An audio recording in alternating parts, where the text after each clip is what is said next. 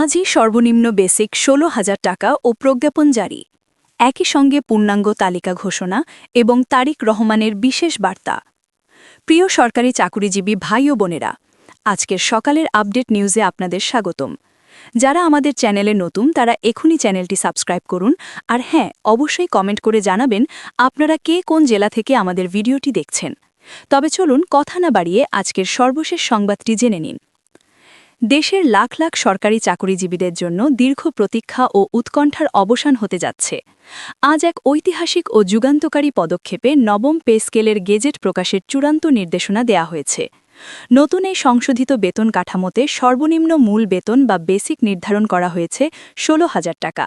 দীর্ঘদিনের অসহনীয় মূল্যস্ফীতি, নিত্য প্রয়োজনীয় দ্রব্যের লাগামহীন ঊর্ধ্বগতি এবং জীবনযাত্রার ব্যয় বৃদ্ধির কথা গভীরভাবে বিবেচনা করেই এই সময়োপযোগী সিদ্ধান্ত নেওয়া হয়েছে। আজকের এই বিশেষ ও বিস্তারিত প্রতিবেদনে আমরা জানব বহুল আলোচিত এই নতুন পে স্কেলে কী চমক থাকছে, তারেক রহমানের বার্তায় কী বলা হয়েছে এবং কারা এর মাধ্যমে সবচেয়ে বেশি আর্থিকভাবে লাভবান হবেন।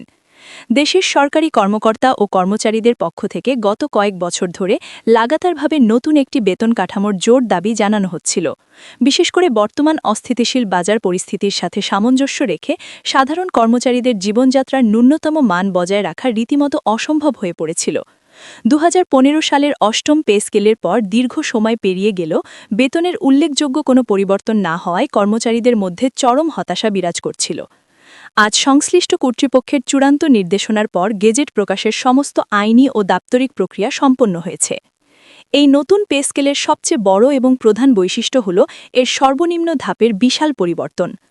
আগে যেখানে ২০তম গ্রেডের একজন কর্মচারীর সর্বনিম্ন মূল বেতন ছিল মাত্র ৮,২৫০ টাকা, তা এখন এক লাফে প্রায় দ্বিগুণ করে সরাসরি ১৬,০০০ টাকায় উন্নীত করা হয়েছে। এর ফলে প্রশাসনের একদম নিচের দিকের গ্রেডের কর্মচারীদের বেতন বিশাল ব্যবধানে বৃদ্ধি পাচ্ছে। এই ঘোষণার ফলে নিম্ন ও মধ্যম আয়ের সরকারি কর্মচারীদের মধ্যে স্বস্তি ও আনন্দের বন্যা বয়ে যাচ্ছে। শুধুমাত্র মূল বেতন বৃদ্ধি নয়, এই পূর্ণাঙ্গ গেজেটে বাড়ি ভাড়া, চিকিৎসা ভাতা, যাতায়াত ভাতা এবং শিক্ষা ভাতার ক্ষেত্রেও বড় ধরনের ও ইতিবাচক পরিবর্তনের সুস্পষ্ট ইঙ্গিত দেয়া হয়েছে। আজকের এই ঘোষণার সাথে যুক্ত হয়েছে বিএনপির ভারপ্রাপ্ত চেয়ারম্যান তারেক রহমানের একটি বিশেষ ও তাৎপর্যপূর্ণ বার্তা। তিনি তার বার্তায় সরকারি কর্মচারীদের এই দীর্ঘদিনের ন্যায্য দাবি পূরণের বিষয়টিকে স্বাগত জানিয়েছেন। তিনি উল্লেখ করেন যে একটি দুর্নীতিমুক্ত, দক্ষ এবং জনবান্ধব প্রশাসন গড়ে তোলার জন্য সরকারি কর্মচারীদের আর্থিক নিরাপত্তা নিশ্চিত করা সবার আগে জরুরি। বিগত দিনের বৈষম্য দূর করে প্রজাতন্ত্রের কর্মচারীরা যেন স্বাধীনভাবে এবং স্বচ্ছমতার সাথে দেশ ও জনগণের সেবা করতে পারে, সেই লক্ষ্যেই এই নতুন বেতন কাঠামো গুরুত্বপূর্ণ ভূমিকা পালন করবে বলে তিনি আশাবাদ ব্যক্ত করেন। তার এই বার্তা সাধারণ কর্মচারীদের মধ্যে নতুন করে উদ্দীপনা সৃষ্টি করেছে। সচিবালয় সূত্র মতে নতুন এই বেতন কাঠামোতে গ্রেডগুলোর মধ্যকার আকাশ-পাতাল ব্যবধান অনেকটাই কমিয়ে আনা হয়েছে, যাতে দীর্ঘদিনের পুঞ্জীভূত বৈষম্য দূর হয়। আগে উপরের দিকের গ্রেড এবং নিচের দিকের গ্রেডের মধ্যে বেতনের যে বিশাল পার্থক্য ছিল, এবারের সংশোধিত স্কেলে তা একটি যৌক্তিক পর্যায়ে নামিয়ে আনার চেষ্টা করা হয়েছে। অর্থাৎ নিচের ধাপ থেকে উপরের ধাপ পর্যন্ত প্রতিটি স্তরেই বেতনের ব্যবধান কমিয়ে একটি অত্যন্ত সুষম ও ভারসাম্যপূর্ণ কাঠামো তৈরি করা হয়েছে। এবারের বিশেষত্ব হল পূর্ণাঙ্গ বেতন স্কেল সংশোধন। এর অর্থ হল প্রচলিত ২০টি গ্রেডের কাঠামোতে এমনভাবে পরিবর্তন আনা হয়েছে যাতে পদোন্নতির সাথে সাথে কর্মচারীদের বেতনের বৃদ্ধি অত্যন্ত স্পষ্টভাবে দৃশ্যমান হয় এবং তারা কাজের প্রতি আরও বেশি উৎসাহী হন। অর্থনীতিবিদ ও বিশেষজ্ঞদের মতে বেতন বৃদ্ধির এই যুগান্তকারী সিদ্ধান্তটি একেবারে সঠিক সময়ে নেওয়া হয়েছে। কর্মচারীদের ক্রয় ক্ষমতা বাড়লে তা পরোক্ষভাবে দেশের অর্থনীতিতেও ইতিবাচক ভূমিকা রাখবে। তবে এর সাথে বাজারের পণ্যমূল্য কঠোরভাবে নিয়ন্ত্রণ করাও সরকারের জন্য একটি অনেক বড় চ্যালেঞ্জ। যদি বেতন বৃদ্ধির খবরের সাথে সাথে অসাধু সিন্ডিকেট নিত্যপণ্যের দাম আবারও বাড়িয়ে দেয়, তবে সাধারণ কর্মচারীরা এই নতুন পে স্কেলের কোনো প্রকৃত সুফলই ভোগ করতে পারবেন না। তাই বাজার নিয়ন্ত্রণে এখন থেকেই কঠোর মনিটরিং ব্যবস্থা চালুর পরামর্শ দিয়েছেন বিশেষজ্ঞরা। বর্তমান কর্মরত কর্মচারীদের পাশাপাশি দেশের লাখ লাখ সরকারি চাকুরিজীবী বা পেনশনভোগীদের ক্ষেত্রেও এই নতুন স্কেলের আওতায় বিশেষ কিছু সুবিধা অন্তর্ভুক্ত করা হয়েছে বলে বিশ্বস্ত সূত্রে জানা গেছে। বয়োজ্যেষ্ঠ নাগরিক চিকিৎসা ব্যয় অনেক বেশি হওয়ায় তাদের চিকিৎসা ভাতা এবং উৎসব ভাতা আনুপাতিক হারে বাড়ানোর একটি প্রস্তাব এই গ্যাজেটে অন্তর্ভুক্ত করা হয়েছে। এর ফলে অবসর জীবনে থাকা প্রবীণ নাগরিকরাও আর্থিক দুশ্চিন্তা থেকে কিছুটা হলেও মুক্তি পাবেন। আজকের এই ঐতিহাসিক ঘোষণা আসার সাথে সাথে রাজধানী ঢাকার বাংলাদেশ সচিবালয় সহ দেশের প্রতিটি জেলা ও উপজেলার বিভিন্ন সরকারি দফতরে উৎসবের আমেজ ও আনন্দের বন্যা দেখা গেছে। সাধারণ কর্মচারীরা একে তাদের দীর্ঘদিনের রাজপথের আন্দোলন এবং নিয়মতান্ত্রিক সংগ্রামের চূড়ান্ত ফসল হিসেবে দেখছেন। মিষ্টি বিতরণ এবং আনন্দোল্লাসের মাধ্যমে তারা এই সিদ্ধান্তকে স্বাগত জানিয়েছেন। তবে এত আনন্দের মধ্যেও অনেকের মনে একটি সাধারণ প্রশ্ন ঘুরপাক খাচ্ছে যে এই নতুন বেতন কাঠামোর টাকা ঠিক কবে থেকে তারা হাতে পাওয়া শুরু করবেন।